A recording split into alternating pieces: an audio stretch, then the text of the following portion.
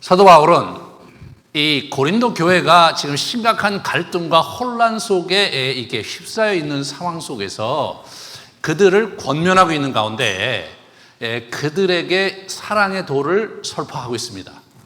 그 사랑의 도를 설파하는 데 있어서 굉장히 중요한 그 영적 은사에 대한, 영적 체험에 대한 배경이 있었어요. 그 첫 번째가 뭐였냐면 예언하는 것입니다. 그리고 두 번째가 방언하는 것이고, 그리고 세 번째가 영적인 지식을 이제 이렇게 알게 되는 그런 영적인 체험, 하나님에 대한 체험, 그 체험의 그런 어떤 그 역동이 그 교회에 이제 가득 있었습니다. 사실 우리가 이제 신앙생활을 이렇게 하다가 체험에 들어가게 되면 굉장히 이제 놀라운 변화를 우리가 겪게 되고, 또 하나님의 살아계시고 역사하는 걸 보게 될 때 우리가 흥분하지 않을 수가 없습니다. 그리고 그 하나님의 신비에, 하나님의 능력에 이렇게 심취될 때면 우리가 그거 진짜 너무나 흥분되는 거고, 너무나 감사한 거고, 대단한 경험을 하게 되는 거죠. 그런데 문제는 그러한 대단한 경험이 우리를 교만하게 하고, 또 인간을 사실 자기가 알고 있는 것이 다다라는 그러한 자만에 빠지게 하는 엄청난 일들이 벌어진다는 거예요. 실제로 이 고린도 교회가 그런 지경에 빠져 있는 거예요. 그들은 방언을 좀 더 잘하는 사람, 천사의 방언을 하는 사람도 있었어요. 그들은 예언하는 사람이 있었어요. 여기저기 막 예언을 하고 있었어요. 그들은 또 하나님에 대한 지식에 대해서 나름대로, 여러분 그때는 신약 성경이 이렇게 완비되지 않은 상태였기 때문에 그런 하나님에 대한 지식이 자기들 나름대로 기도하다가 또 영적 체험을 하고 그런 과정에서 이제 쌓여가는 어떤 지식의 형태였을 거라고 생각해 볼 수가 있죠. 그런 것들이 이제 이들에게 이제 굉장히 많이 이렇게 쭉 성장하고 자라가면서 심각한 혼란을 맞이하게 된 거죠. 사도 바울이 그들을 권면하면서 참 이 기가 막힌 얘기를 하는 겁니다.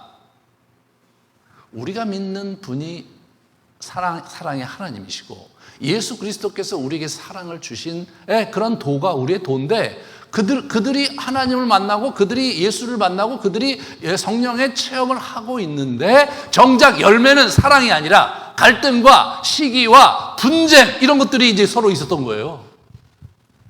너무나 어처구니 없는 일이 벌어진 거 아니겠습니까, 여러분? 분명 그들은 하나님을 향해 있고, 분명 그들은 예수 그리스도를 믿고 선포하고 그를 붙들고 열심으로 달려가고 있는데 그들의 삶엔 사랑이 나타나지가 않는 거예요. 그러므로 그게 아무 의미도 없고 유익이 안 되며 우리는 꽹과리가 된다고 1절서부터 3절의 얘기를 우리 사도 바울이 하고 있습니다. 그리고 이제 오늘 8절에 사랑은 어떻게 돼요? 실패하지 않는다. 사랑은 영원히 지속될 것이다. 그렇게 시작을 하는 거예요. 사랑은 떨어지지 않는다. 이렇게 번역을 하니까 좀 이게 무슨 말인가 좀 그런 얘기인데, 영어로 never fail. 사랑은 결코 실패하지 않는다. 사라지지 않는다. 그렇게 얘기하면서 사랑의 위대함과 사랑의 숭고함에 대해서 이게 주목하고 있는 것을 보게 됩니다. 그러면서 사도 바울이 이 영적 지식에 대해서 굉장히 중요한 그 가르침을 주고 있는 거예요. 너희들이 하고 있는 그 예언은 그 부분적이고, 너희들이 알고 있는 지식도 그 부분적인 거다.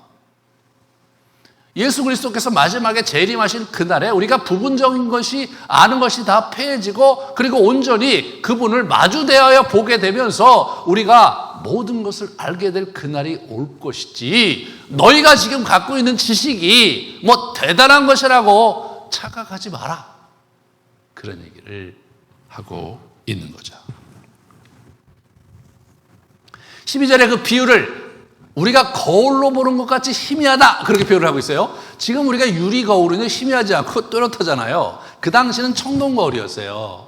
고고학자들의 발굴에 의해서 나타난 저것이 그 당시 그 거울이 저렇게 생겼다고 이제 하네요. 이렇게 발굴한 거죠. 그리고 실제로 청동 거울, 손거울 같은 경우 그 다음 걸 보여주시면 저런 형태의 거울이었죠. 지금은 뭐 완전히 이제 상해갖고 안 보이지만 이제 거기가 바짝바짝 이렇게 빛났겠죠. 거기다 이제 얼굴을 비추어 보는 건데, 그 얼굴을 비추어 보는 것 자체가 저와 여러분이 오늘날 우리가 보는 그 거울을 비추어 볼 때만큼 선명하게 보이는 것은 결코 아니었겠죠. 그죠? 흐릿흐릿 보이는 거예요. 그쵸? 집어넣는 거예요. 대략적인 것을 자기가 점검하기 위해서 거울을 보는 거였단 말이에요. 그러니까 너희들이 지금 보고 있는 것이 그런 것일 뿐이다. 너희들은 이 땅에서 예수님 오시기 전에 아무리 열심히 봐야, 아무리 많은 것을 안다고 해봐야, 너희들이 갖고 있는 지식은 부분적인 것에 지나지 않으니까 제발 좀 소란을 떨지 마라. 그런 얘기 하는 거예요. 실제로 우리가 하나님을 알아가는 과정에서요, 이제 뭐 때로 환상도 보고 때로 무엇을 경험하고 또 하나님께서 주시는 또 은사를 또 경험하고 뭐 병도 낫고 뭐 여러 가지 이런 체험을 우리가 하는데, 그러나 그런 것 자체가 하나님의 일부분을 아는 것이지 결코 전체를 아는 것이 아닌 거예요. 우리가 좀 더 깊이 기도하면서 하나님 앞에 나아가면서 그분 앞에 머무는 시간을 갖다 보면 그렇게 뭘 알고 뭐 느끼고 이런 것을 넘어서서 담담히 그냥 침묵 속에서 그분의 존전을 마주 대하는 장면을 우리가 경험하게 되는데, 그때는 뭐냐면 뿌연 거예요. 안개와 같이 희비한 거예요. 그래서 우리의 선배들은 그걸 무지의 구름이라고 표현을 했어요. 무지의 구름이다. 구름처럼 이렇게 뿌연데 뭐가 하나님이 계시긴 하는데 정확하게 보이질 않는 거예요. 그럴 수밖에 없지 않겠습니까, 여러분? 그분은 영이시고 그분은 대단한 분이시잖아요.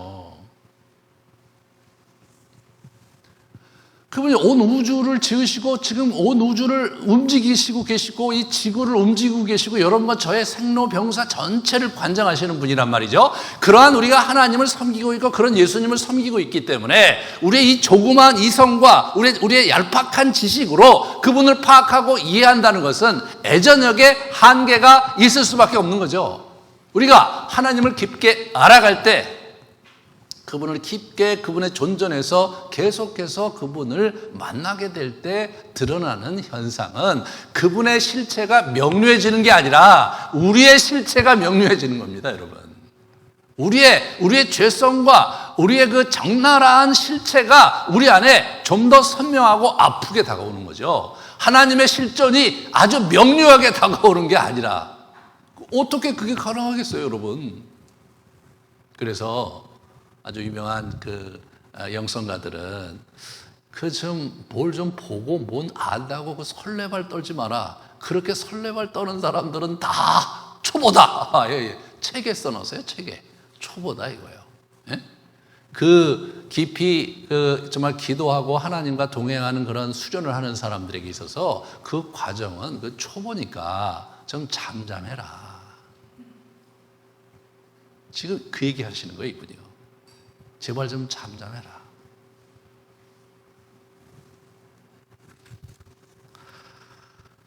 너희가 지금 뵙고 있는 분이, 너희가 만나는 분이 사랑의 하나님이시다.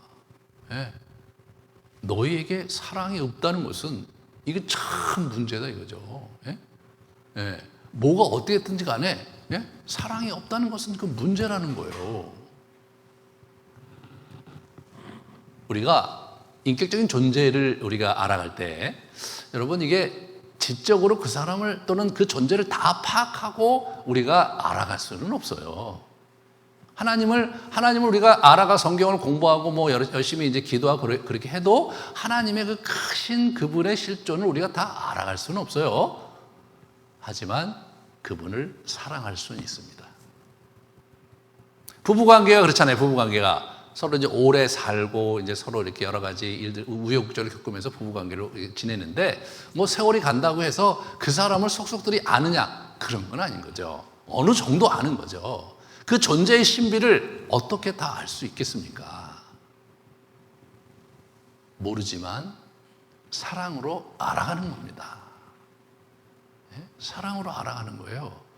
그러니까 우리가 하나님을 알아가는 그 여정에서 굉장히 중요한 게 뭐냐면 하나님을 이 지성으로 이성으로 알아가는 작업이 그 어느 정도 수준에 이렇게 쭉 가는 거 중요하지만 궁극적으로 하나님은 사랑으로 알아가는 거예요. 사랑을 통해서 그분을 경험하고 그분을 사귀는 것이지 우리의 이성으로 우리의 무슨 은사와 능력으로 그분을 알아갈 수 있는 분은 아니라는 거죠.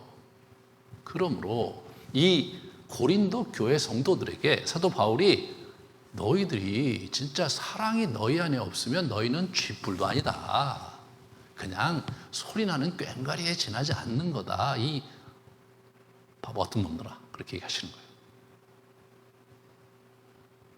그러므로 여러분과 저도 그 울림을 이어받아야 합니다. 궁극적으로 하나님의 실체와 이 영적 세상의 모든 것은 그분의 재림 속에 그분이 이 땅에 오실 때 그때 밝히 드러나는 거죠. 그러나 여기서 우리가 주의해야 될 것은 뭐냐면 그런 여러 가지 그 예언도 다 그저 패하고 예언이라는 게 미래의 것을 얘기하고 하나님에 대한 걸 얘기를 하는 건데 하나님을 뵙고 우리가 이렇게 마주 대하면 예언이 필요 없잖아요. 방언은 뭐예요? 하나님과 은밀한 교제를 나누기 위해서 내 영이 하나님과 소통하기 위한 하나님께 주신 은사인데 아니 지금 예수님을 마주 보는데 뭐 그런 방언이 필요하겠습니까? 지나가는 거예요. 지식은 뭐예요? 지금 내가 알고 있는 지식이 그게 여러분 무슨 한계가 있을 수밖에 없잖아요. 그러니까 그분을 뵐 때 face to face 얼굴을 마주 볼 때 우리가 여기서 얼굴을 마주 보지 못했을 때 지식이 뭡니까? 다 이게 지나가는 거죠. 다 지나가는 거죠. 그러나 사랑은 영원하다 이거죠. 그런데 여기서 13절에 우리 사도 바울이 무슨 얘기를 하는 거냐면 믿음과 소망과 사랑은 계속 있을 것이다 이거예요.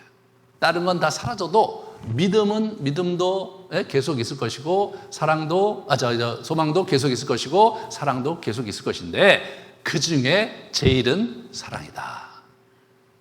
그것은요 너무나 자명한 거예요. 왜? 사랑으로 하나님께서 우리에게 사랑으로 다가오셨기 때문에 우리가 사랑으로 그분을 대하고 그분을 섬기고 그분을 알아가면서 우리가 사랑의 가족이 된 거거든요, 영적으로. 그러므로 우리가 우리 신앙생활과 우리 인생에 사랑만큼 소중하고 값진 것은, 숭고한 것은 없죠. 그래서 우리 사도 바울이 11절에 이런 얘기를 하는 거예요. 내가 어렸을 때는 말하는 것이 어린아이와 같고 깨닫는 것이 어린아이와 같고 생각하는 것이 어린아이와 같다가 말하고 깨닫고 생각하는 것이 어린아이와 같았다 이거예요. 근데 내가 장성한 자 되어서는 그런 거 다 버렸다 이거예요. 무슨 얘기 하시는 겁니까?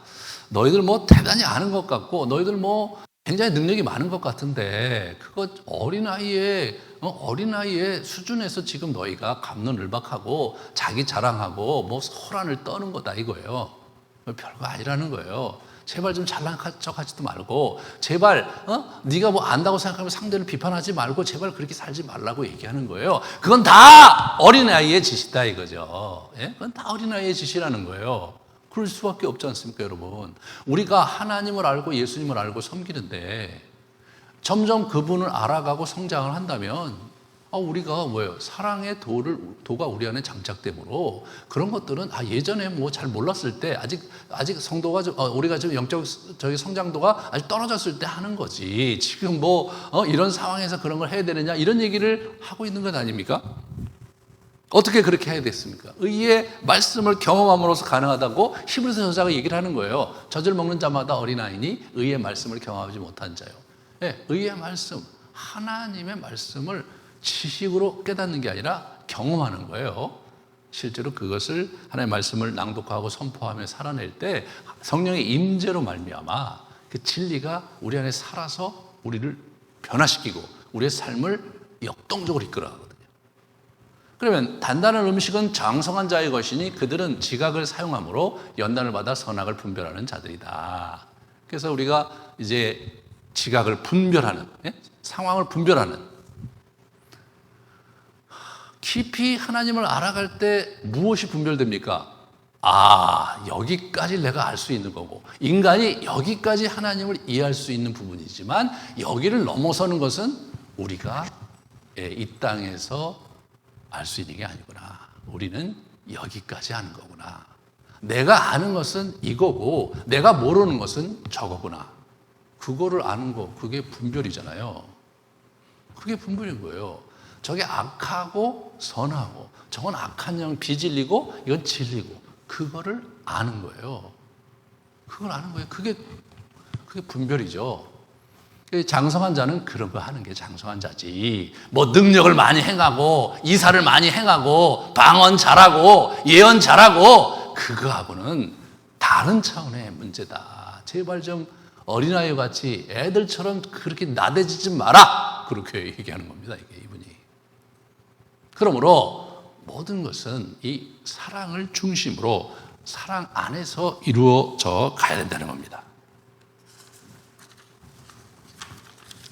우리는 이 사랑 이야기를 풀어가는 데 있어서 성경적 사랑의 개념을 좀 한번 정리를 오늘 좀 하면서 이 숭고한 도를 어떻게 펼쳐가야 될지에 대해서 우리가 좀 점검을 해보려고 합니다. 지난 시간에 우리는 C.S. 루이스가 이 네 가지 사랑 이야기를 우리가 했다는 얘기, 그걸 가지고 우리가 이제 좀 이렇게 다시 한번 성경의 사랑에 대해서 생각해보는 시간을 잠깐 가졌는데 그것이 한계라는 얘기를 했어요. 그것이 왜 한계고 성경은 어떤 사랑을 얘기하길래 그 사람 얘기를 어떻게 우리가 바라봐야 될지를 좀 우리가 점검을 해보려고 합니다. 먼저 C.S. 루이스가 한 네 가지 사랑을 한번 보시겠습니다. 첫 번째로 그거 전에 그림이 있는데 네네 왜 저거만 보이죠 앞에? 저거는 이제 뭡니까? 가족 간의 사랑의 스토르게 가족 간의 사랑. 두 번째 저건 뭡니까? 친구들 필레오 사랑이죠. 필레오 사랑. 워낙 그 일부 예배 때는 저 옆에 거 다 뭐가 있었는데 다 어떻게 안 나오네요. 그죠? 네. 그 다음에 세 번째, 저기죠. 에로스, 남녀 간의 사랑.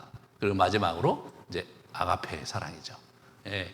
이타적인 그러한 사랑을 이제 아가페 사랑이라고 이제 이 사람이 설명을 했어요. 근데 저 책을 쓰신 게 저분이 1960년에 출간을 하셨더라고요. 그런데 뭐냐면 실제로 저분이 저 이론을 만든 건 아니었고요. 1930년대에 성경신학자, 그러니까 이 C.S. 루이스는 사실은 중세 문학을 가르치고 영문학을 가르쳤던 그런 문학 교수였고요. 그리고 소설가였고 문학가였는데 실제로 저분의 저 이론은 저분의 것이 아니었고 그 이전에 있었던 학자가 쓴 거를 가지고 발전시킨 건데 그것이 누구냐면 앤더스 니그렌이라는 사람이 1930년대에 번역을 했었어요. 저기서 책을 발간했어요. 그래서 이제 아가페와 사랑이라는 러브라는 그런 책을 발간했는데 거기서 어떻게 얘기하는지 한번 보겠습니다. 아까 보였던 슬라이드. 가족 간의 사랑, 이분이 하신 거죠. 이성 간의 사랑, 친밀한 우정, 의지적 이타적 사랑, 이분이 이제 정리를 하신 거고. 그런데 이 아가파오의 감정적 요소가 필수가 아니라고 여겼어요. 이분이 그걸 그렇게 이제 해석을 한 거죠. 그러니까 이게 사실은 조금 좀 이상한 거예요. 아가파오가 하나님의 사랑이라고 얘기는 하고 그러는데 저게 불확실한 거예요. 실제로 C.S. 루이스의 작품을 봐도 저 아가파오는 약간 설명을 하다 말았어요. 설명이 잘 안 되는 거죠. 근데 아가파오가 그게 전적인 이타적인 사랑이기 때문에 그게 하나님의 사랑이다 뭐 이런 얘기를 우리가 이제 통념적으로 알고 있는데 사실은 저 두 사람이 그걸 그렇게 아주 자세히 어필한 것은 아니었어요. 근데 문제는 뭐냐면 성경에서 저 단어가 어떻게 쓰여진가를 보면 우리가 좀 더 당혹스러워요. 성경에서 쓰인 걸 한번 보겠습니다. 그 다음 걸 보여주세요. 스토르게, 가족에는 1회밖에 사용이 안 됐어요. 로마서 12장에 한 번. 그 다음에 필레오는 32회 이상. 조금 더 이게 변형이 있는데 다 찾을 수가 없어서 32개 이상이에요. 2회 이상. 아가파오는 259회 이상이에요. 아가파오 제일 많이 쓰였죠. 근데 문제는 뭐냐면 에로스는 한 번도 안 쓰인 거예요. 성경에. 한 번도 안 쓰인 거예요. 그러니까 저 구분법을 성경적으로 접근하기엔 조금 한계가 있어요. 그런데 최근의 학자들이 뭐냐면 이 헬라어의 과거 고대 헬라어를 통시적으로 쭉 이제 이렇게 단어 연구를 이제 사랑에 대한 연구를 했는데 거기서 아주 재미난 그러한 결과를 얻게 되었습니다. 그다음 걸 보여주시면 먼저 고대의 그 퀴네오라는 슬라이드 그다음 걸 보여주세요. 네. 이 퀴네오하고 퀴노라는 게 처음에 이제 그 사랑의 개념으로 쓰였었대요.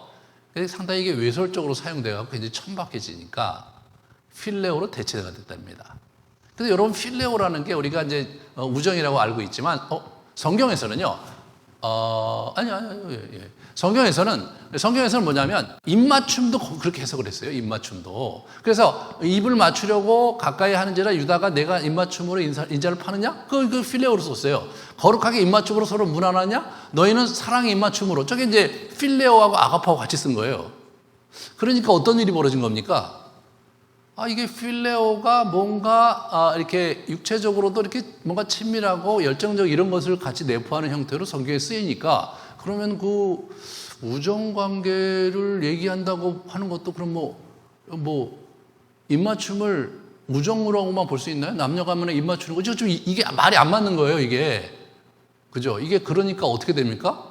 이게 저 네 가지 구분법이 사실은 약간 좀 원어적인 접근을 하면 길을 잃어버려요. 그래서 이제 이후에 아가파오가 등장을 한 거예요. 저런 역사 속 흐름 속에서 이제 필레오 갖고도 다 안 되니까 그 다음에 등장한 단어가 아가파오에서 죄송합니다. 그래서 저게 아가파오가 일반적으로 쓰인 거예요.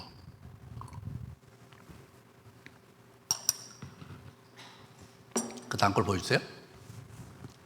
그러니까 이제 우리가 이제 이게 그러면 성경에서 예수님 시대에 어떻게 쓰였는가를 봐야 되는데요. 자, 압살롬 있잖아요. 압살롬 얘기가 아들 암놈이 이게 누구냐면 다윗의 아들이잖아요. 그 다말을 사랑했잖아요. 그래갖고 다말보다 힘이 세므로 암논이 어떻게 되냐면 그거 동침해서 강간을 해요.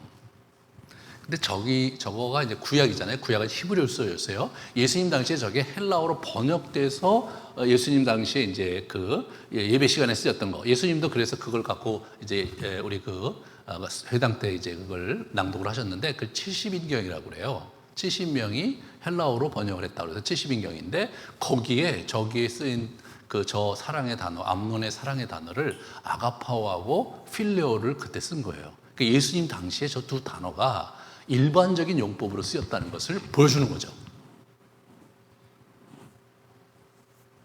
그러니까 이게 아가페라는 단어와 하나님의 사랑을 연결시키는 것은 사실은 성경 속에 들어가면 그게 안 맞아요. 자, 신약으로 다시 넘어오겠습니다. 신약으로 넘어오면요. 그 다음 걸 보여주죠. 예. 그러니까 성부와 성자의 사랑에 있어서 아들을 사랑하사 만물을 다, 이걸 아가파오예요. 아버지께서 아들을 사랑하사 또 필레오로 썼어요. 두 개를 같이 썼어요. 그런데 더 충격적인 것은 뭐냐면 데마는 이 세상을 사랑하여 나를 버리고 데살로니가를 갔다. 이 장면에서 데마가 이 세상을 사랑한 것을 아가파오로 쓴 거예요. 하나님의 사랑이 아가페다가 완전히 안 맞아요. 이런 게 이제 통념화되어 있기 때문에 저 개념을 그냥 써야 되겠어요. 그렇잖아요? 그렇게 다 소통이 다 된다면 오히려 저 개념을 가지고 성경적인 세례를, 성경의 개념의 세례를 거기다가 부어서 그거를 이제 보완해서 사용하는 것, 그것이 소통하기에 훨씬 더 좋고, 여러분도 이제 바깥에서 다른 사람들하고 얘기할 때도 우연히 사랑 얘기를 하는데 아가파오 사랑이 하나님의 사랑, 그거는 그 C.S. 루이스 문학가가 한 거고 실제로 성경은 그렇게 얘기하지 않고, 이런 얘기를 하시면서 이제 문제를 풀어가시면 돼요. 네? 네, 풀어가시면 됩니다. 자,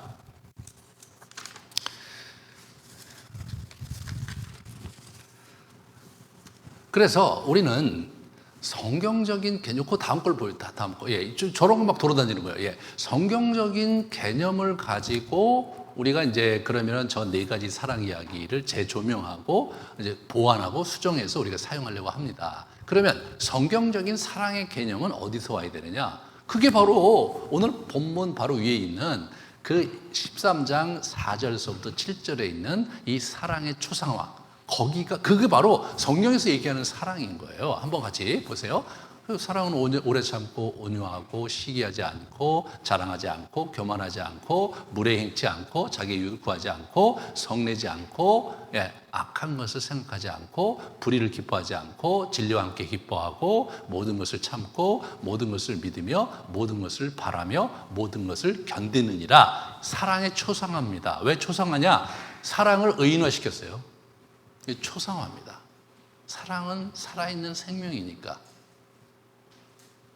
그러므로 저와 여러분이 우리가 지금 사랑을 어떻게 생각하고 있는가를 좀 가만히 생각해 보세요. 그 다음 거 슬라이드를 보여주시면 저기다가 자기 이름을 넣어야 되는데, 여러분 자기 이름을 넣으면 또 여기가 소리가 좀 약간 더 우왕우왕되니까 나라는 걸 넣고 나는 이렇게 보세요. 저기다 가로에다 나는을 넣고 한번 같이 한번 봉독해 보겠습니다. 집에 계신 분들도 같이 봉독하세요. 시작. 나는 오래 참고 나는 온유하며 시기하지 아니하며 나는 자랑하지 아니하며 교만하지 아니하며 무례히 행치 아니하며 나의 유익을 굳이 아니하며 성내지 아니하며 악한 것을 생각하지 아니하며 불의를 기뻐하지 아니하며 진리와 함께 기뻐하고 모든 것을 참으며 모든 것을 믿으며 모든 것을 바라며 모든 것을 견디느니라. 가슴이 와닿습니까? 예?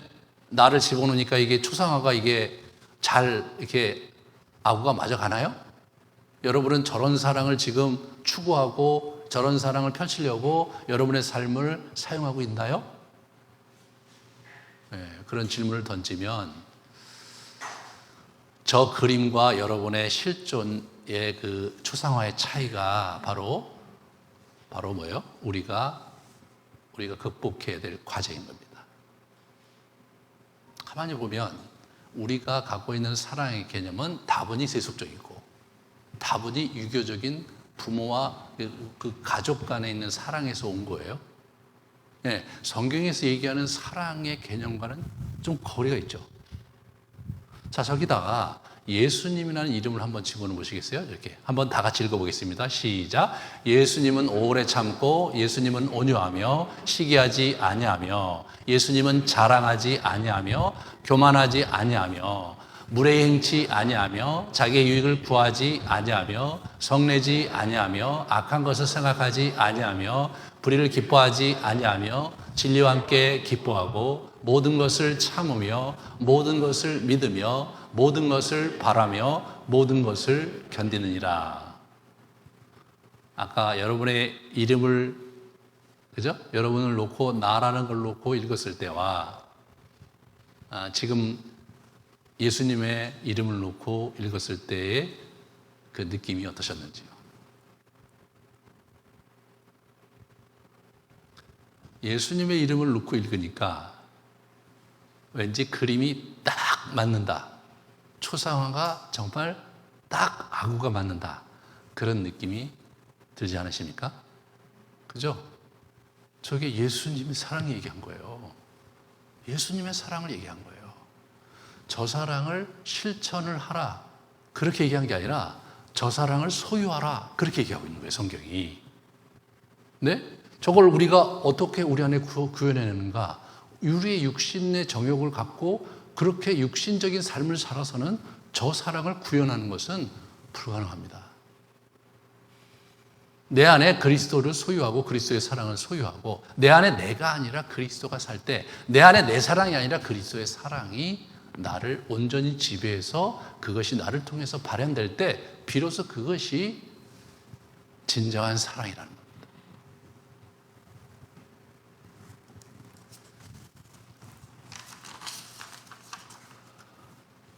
그러므로 저 개념을 가지고 앞으로 우리 가족에도 한번 이제 다음 주에 창세기 4장부터 할 거거든요.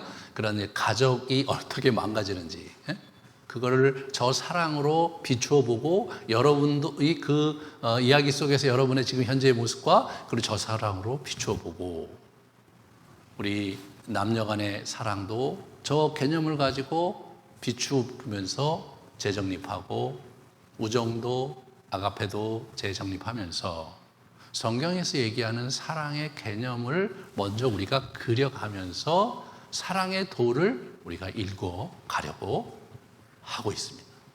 그것이 저의 전략입니다.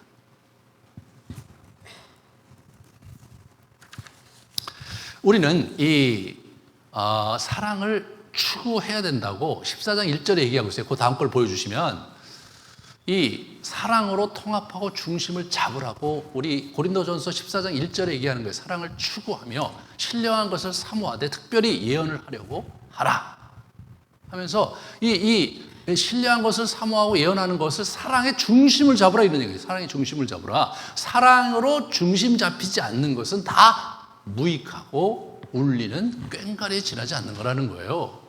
그 사랑이 왜 그렇게 중요하냐? 내 계명은 곧 내가 너희를 사랑한 것 같이 너희도 서로 사랑하는 것이다. 먼저 사랑으로 우리에게 다가오신 예수님의 사랑, 그리고 그 사랑을 소유하고 그 사랑을 이웃에게 전달해 주는 것, 그것이 여러분과 제가 해야 될 굉장히 중요한 과제고 순종의 도라는 거예요. 그러므로 이게 지금 어린아이처럼 말하고 생각하고 깨닫는 것을 버려야 되는 겁니다.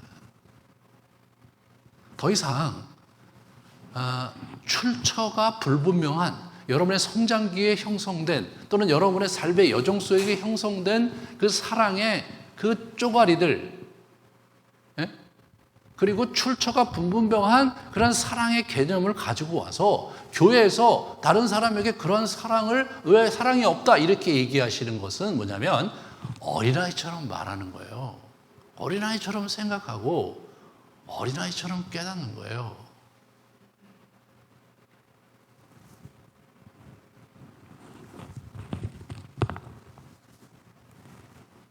이 사랑이라는 것이요, 이게 정말 우리가 조심해야 될 게 뭐냐면 교회는 사랑해야 되고 성도를 사랑해야 된다는 것은 모든 그리스도인이 동의합니다. 하지만 그 사랑이 어떤 사랑이냐에 대해서 그게 차이가 너무 많이 나요. 색깔도 너무 많이 나고, 그러니까 이게 사랑으로 모인 그러한 우리 교회가 사랑 없이 살 때가 너무 많고 갈등이 생기면 극복이 안 될 때가 너무나 비일비재한 거예요.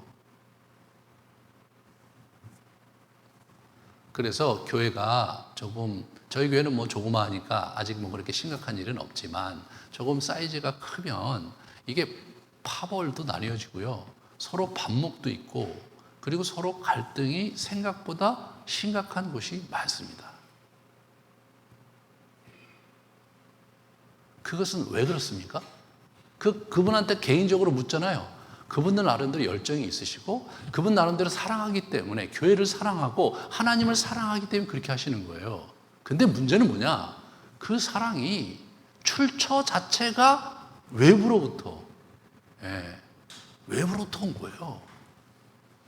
그 사랑의 출처에 이 이미 악한 영이, 악한 생각과 자기가 갖고 있는 굴절된 거짓 진리 체계 속에서 나온 그러한 양념을 거기다 마구마구 뿌려놔서 겉으로는 사랑이고요, 겉으로는 뭐 하나님을 사랑하는 게 되게 많다고 뭐 이렇게 얘기하고 있을지 모르지만 내용은 사실 성경에서 얘기하는 사랑과 거리가 먼데 있다는 겁니다. 그러므로 저와 여러분이 성경에서 얘기하는 하나님의 사랑의 실체를, 개념을 분명히 하면서 우리의 가정생활에, 부부생활에, 그리고 이웃과의 관계에, 교회 공동체에, 그리고 우리가 잘 적용해야 되겠습니다. 한 걸음 한 걸음 그렇게 나가야 되겠습니다. 여기까지 제가 준비를 해놓고 다시 제가 쭉 오늘 아침에 읽어보니까 또 너무 지적이었다. 사랑 얘기를 저렇게 지적으로 풀어나가고 끝나고 나면 아무 기대가 없을 분들이 많을 것 같아서 제가 이혜인 수녀님의 시를 도입을 했습니다. 제가 이분 좋아하거든요. 이분의 중심 잡기에 대한 시가 있더라고요. 우리 사랑으로 중심을 잡아야 되잖아요. 이분은 어떻게 중심을 잡았는가? 한번 들어보세요. 오늘도 중심을 잘 잡아야지 결심하는 것이 내 하루의 첫 기도이다. 걸어가는 길, 글을 쓰는 일, 사람을 대하는 일, 기도하는 일에 있어서도 중심을 잘 잡아야 넘어지지 않는 법. 한번 흔들리면 계속 흔들린다. 한번 불안하면 계속 불안하다. 중심을 잡으려고 노력하고 또 노력해서 잘 버텨낸 것에 대한 감사가 내 하루의 마침 기도이다. 꿈속에서도 중심을 잘 잡는 법을 연습하여 웃어보는 나의 행복이요. 이분은 수도하시는 분이잖아요. 이분이 그렇게 아침 저녁으로 중심 잡으려고 그렇게 애쓰시는 모습을 시로 그렸습니다. 여러분도 그렇게 사십시오. 두 번째 시를 같이 보려고 합니다. 작은 기쁨. 사랑의 먼 길을 가려면 작은 기쁨들과 친해야 하네. 아침에 눈을 뜨면 작은 기쁨을 부르고 밤에 눈을 감으며 작은 기쁨을 부르고 자꾸만 부르다 보니 작은 기쁨들은 이제 큰 빛이 되어 나의 내면을 밝히고 커다란 강물이 되어 내 혼을 적시네. 내 일생 동안 작은 기쁨이 주어진 비단 옷을 차려입고 어디든지 가고 싶어. 누구라도 만나고 싶어. 고맙다고 말하면서 즐겁다고 말하면서 자꾸만 웃어야지. 저번에 시를 읽다 보면 지금 저렇게 아주 밝게 웃고 계신데 최근 사진을 보면 이제 많이 연로하게 보이세요. 좀 안타까운데 이 수도하시는 분이라 그런지 마음이 가벼우세요. 깨끗하세요.